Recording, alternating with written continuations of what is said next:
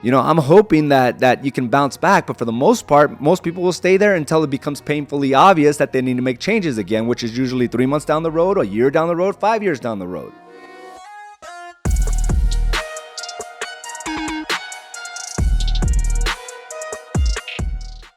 Welcome to another episode of Mindset Mastery. I am your host, Araujo, and today I just want to bring a topic up that I think we all need to be reminded on a consistent basis, and that is minding your business, right? Minding our own business. And what I mean by that is not to really, fall into the trap of what's being said or getting into other people's problems or situations. It's about just minding what you have to do, minding your business, minding your habits, minding your behaviors so that you can create the lifestyle that you want. And there's a lot of distractions out there, right? There's a lot of distractions everywhere, and it's so influential on our decisions on a daily basis. And with social media, mass media, other people's problems all of a sudden become our problems, right? And we start complaining the same way like everybody else, when in fact, many of us are not like everyone else. We're a small percentage. If you just look at the entrepreneur side of things, we're like a small fraction of the population, but yet we fall into these traps of what everyone else should be thinking and everyone else should be doing. And again, we start mimicking our behaviors based on what we see and what we're consuming and what we're viewing.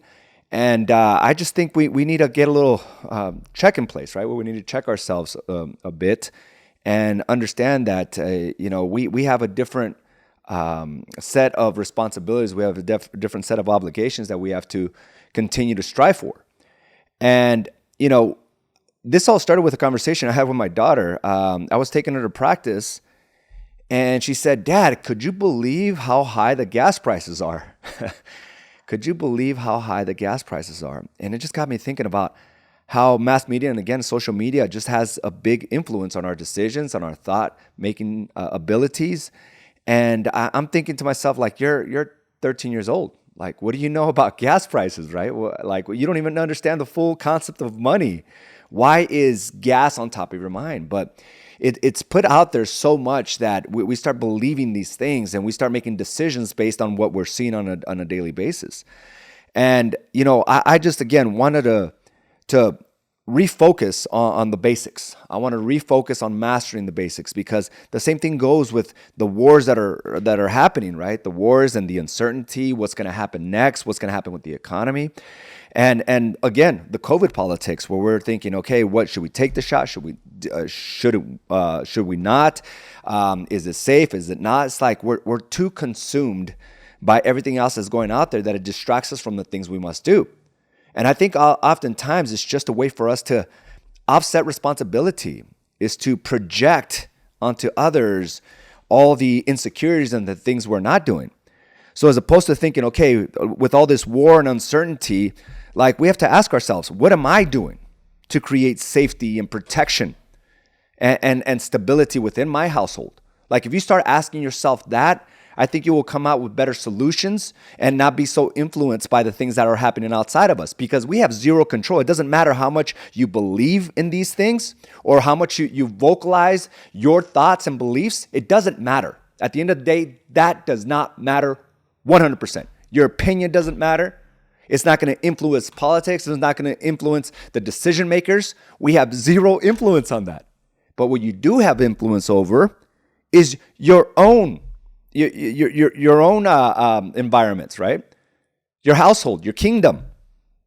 Like, that's the only thing you have full influence over.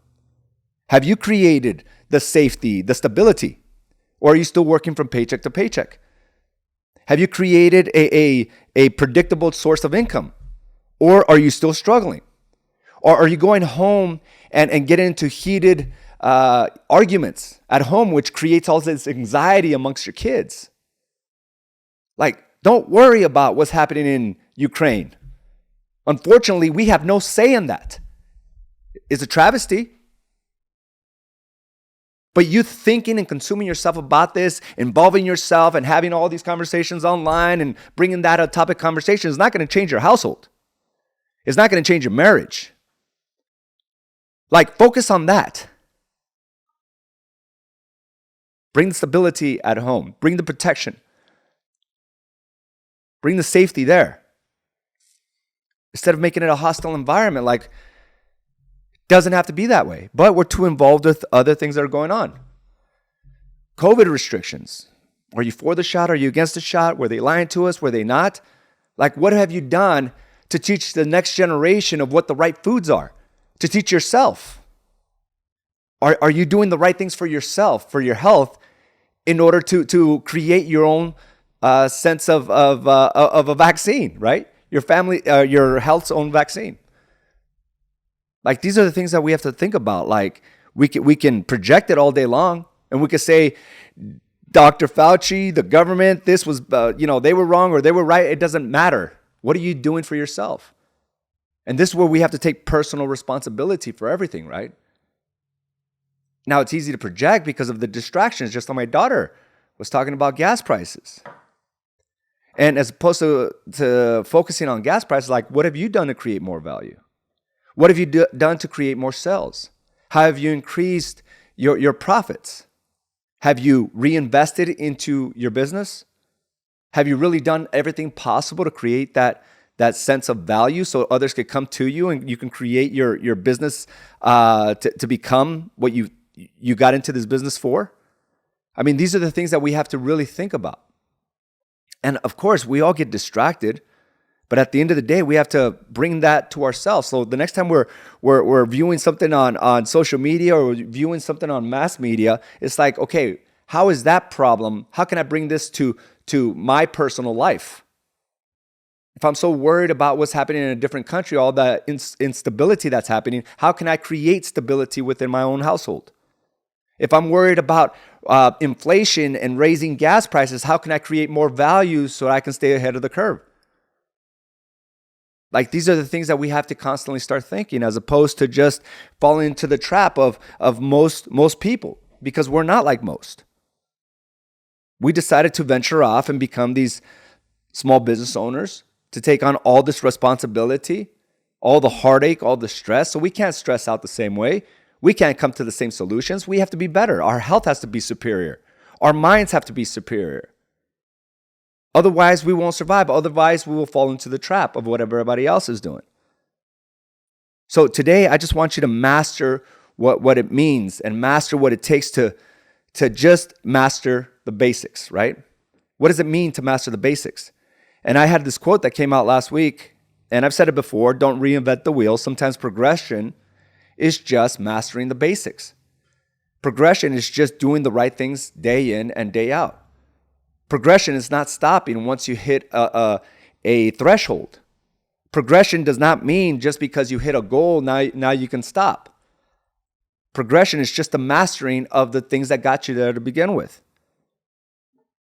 So how can we master the basics? It's just realizing that we can't get sucked into the vortex of things we can't influence, on things we can't change.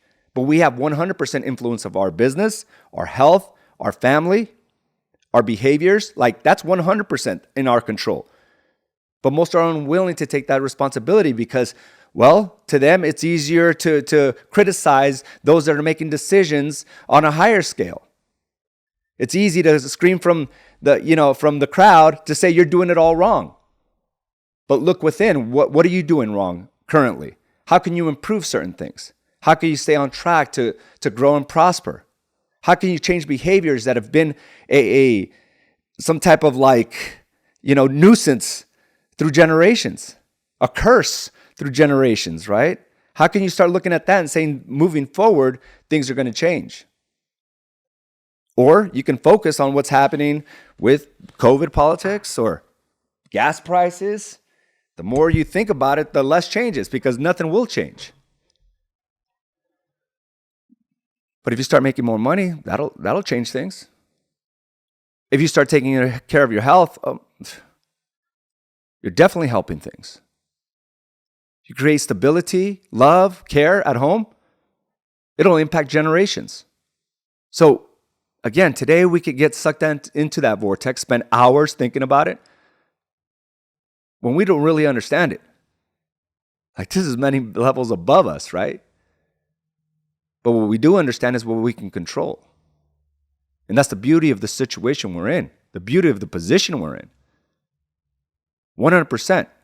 So as you continue today, I just want you to understand that there's a path of being able to create the things that you want. And that's what I try to mimic, right? The 12-week target book is just to try to condition you to do the right things on a daily basis. If you can do this, you can do most things.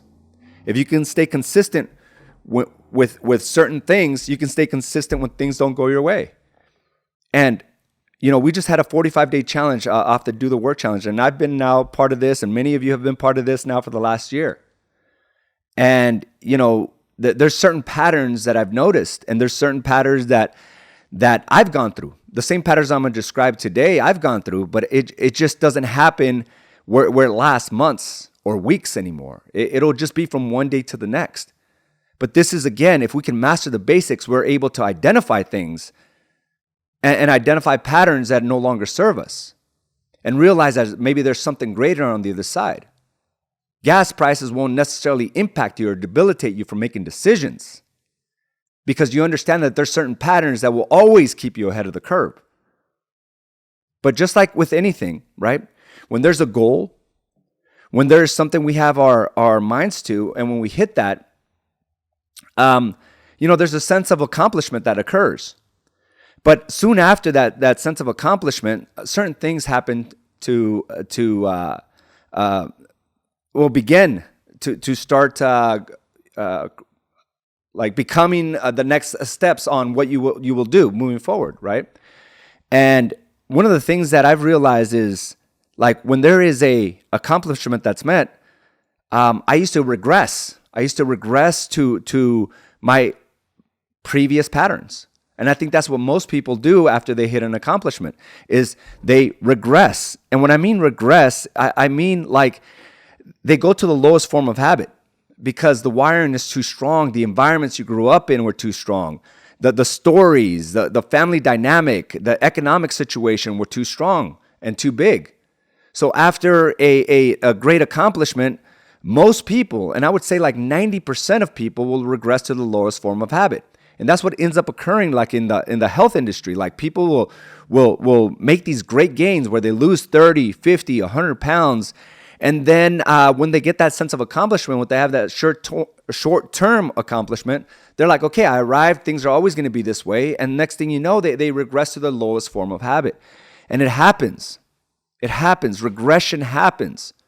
Now, when you're in the right environments, around the right people, I'm hoping that you can bounce back. But for the most part, most people will stay there until it becomes painfully obvious that they need to make changes again, which is usually 3 months down the road, a year down the road, 5 years down the road. But what they don't understand, if they continue to move forward, how much more powerful they become. Like, that wasn't their ending point. That was just to clarify to them that when you put your mind to it, you can create whatever you want. You can find the solutions. You can create the accomplishments you've always desired. But again, the wiring's too strong. The environments, maybe the family dynamic is too strong. And some of you are struggling with that with weight. Some of you are struggling in relationships because of the dynamic you saw with your parents, or the family, or the friends that you have were so volatile in their relationships. You think that's the norm, so you're volatile in your relationship. So you regress. Maybe it's too much money. The environments you're in, they're not in a position to create what you can. So as opposed to pushing hard and moving forward, you regress. You don't push the envelope because you don't want to outshine. It's not synonymous to the people you have in your life right now. Now, that's one thing, like people that regress, is just they don't have enough of the right people around them. Now, another dynamic that I've learned to within myself, and also just viewing through the Do the Work Challenge, it's just been so enlightening to me because I see my own patterns in this. And I would regress to my lowest form of habit and stay there for months at a time. Whether it's something good that happened, I would regress, or if something too like devastating happened, I would regress. Like, that was my go-to emotion. That was my go-to feeling. My go-to behaviors was just to regress. And start asking myself, like, what does it even matter? Why keep going? But the other thing is there's a digression on some individuals after they hit a huge milestone where they've built some of the right habits, that they built the capacity, but they removed themselves from the accountability. They removed themselves from the accountability. So they're there, and they're better than most. Like, they'll see how their life has improved. And when they compare to those that were on the same path that have regressed, they're thinking, well, I'm still ahead of the game. And the problem is they have their head turned the wrong way. They're looking at people that are not doing as good as them. They don't realize that there's another entirely different group. A group that just continues to move forward. A group that never stops. And they're comparing themselves to the wrong people. They're even comparing themselves to who they were. They're like, well, at least I'm not the person that I used to be. So, I used to only work out 3 days a week. Now I'm working out 5 or 4 or 5, but the plan says 6. The plan says every day. But if you compare yourself to the people that are only working 2 days a week, or not even working out at all, if you're comparing yourself to the people that are not taking care of themselves, if you're comparing your business to those that are not producing, then you have your head angled the wrong way. You're not really pushing the envelope. And you may feel accomplished compared to those that are not doing what they're supposed to be doing, only to realize later down the road that those that don't stop, those that continue to build their capacity, those that continue to learn, are like so much further ahead. And that's what happens with progression. So if you're in a position where you were doing better than most, or you were in that place of digression, right, where you're digressing, you're like, well, at least I'm not doing as bad as them. You don't understand that there's another group right ahead of you, the ones that don't stop, the ones that are progressing, right? And it's a small fraction of individuals. They hit their milestones, but they said, I wonder what else I can create. They did everything you did, but they never stopped.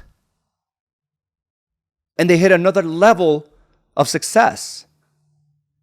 And it even leaves the ones that were right with them doing the right things. They just couldn't do the right things for as long as those that are committed to progression.